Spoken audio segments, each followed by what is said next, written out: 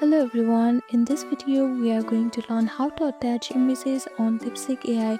It is a quite similar process as to attach documents on DeepSeek AI. So without further ado, let's get started.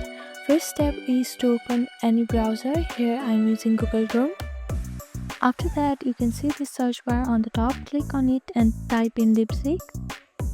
Now it will lead you to this homepage of DeepSeek AI. Here, click on the Start Now and log into your account.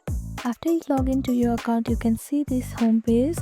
Here, you can see this icon on this field. Click on it.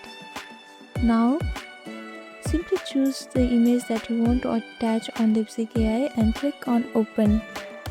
There is also another method to attach images on DeepSeek AI. For that, simply open any folder. After that, simply choose your desired photo and drag it to the DeepSeek AI website. So this is the another way of attaching image on DeepSeek AI.